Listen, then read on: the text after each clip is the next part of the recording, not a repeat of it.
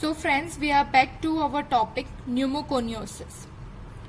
Definition: fibrosing lung disease due to chronic inhalation of organic or inorganic particulate matter. This dust particles, they accumulate in the airways and causes the pneumoconiosis. The severity of the disease is related to the material inhaled and intensity and duration of the exposure. Classification: there are of two types, fibrotic and non-fibrotic. In fibrotic, focal nodule and diffuse fibrosis is seen, whereas in non-fibrotic, particle-laden macrophage and no fibrosis occur.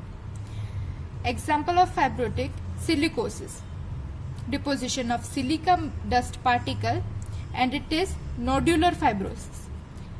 Kohlwerker pneumoconiosis.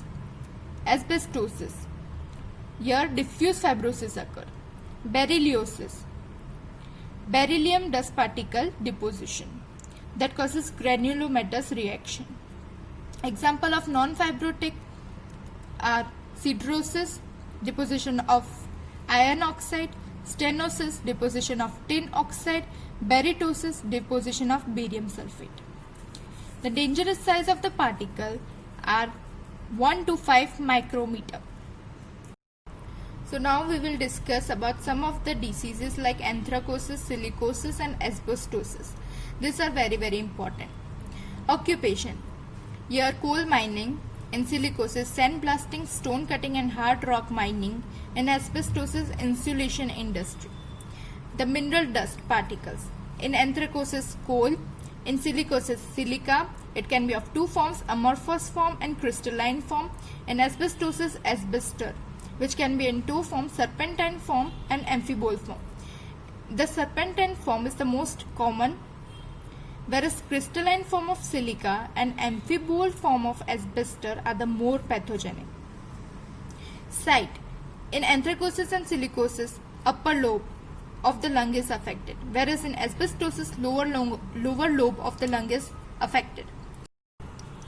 Lung carcinoma risk is highest with asbestosis, somewhat low with silicosis, and no effect with anthracosis. TB risk is only related to silicosis, whereas Kaplan syndrome is present in all of them. We will discuss our Kaplan syndrome afterwards.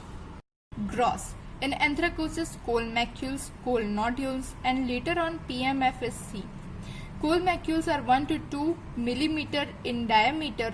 Lesion consist of carbon-laden macrophage, whereas coal nodules are carbon-laden macrophage along with delicate network of collagen.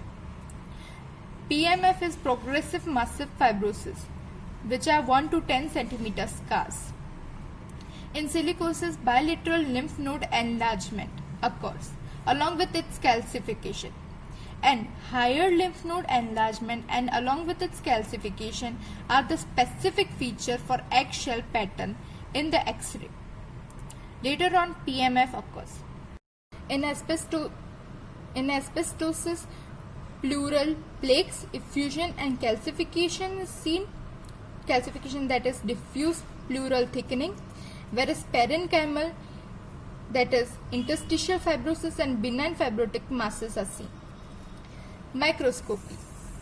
Macroscopy of anthracosis. The lesion consists of dense collagen and pigment. In black lung disease, fibrogenic response is seen. The black lung disease is the severe form of anthracosis. Now microscopy of silicosis. The hallmark lesion is characterized by central area of collagen fibers along with the peripheral zone of dust-laden macrophage. This is the hallmark. In asbestosis, asbestos bodies are seen. They are golden brown, fusiform or beaded rods in shape along with translucent center. It consists of asbestos fibers. But if it is coated along with iron-containing proteinaceous material, they are called the ferruginous bodies. They are asbestos along with iron glycoprotein ring. Now, asbestos fibers are this, and if deposition of iron occurs, then it is called the ferruginous body. These are the ferruginous bodies. Most specific malignancy associated with asbestosis is mesothelioma. Pathogenesis: inhalation of silica, coal or asbestos will lead to phagocytosis by the macrophage. And what happens to silica?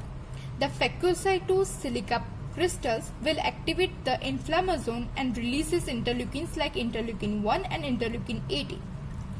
Now, phagocytosis by the macrophage will cause some action like mitochondrial damage by ROS production or DNA damage occurs.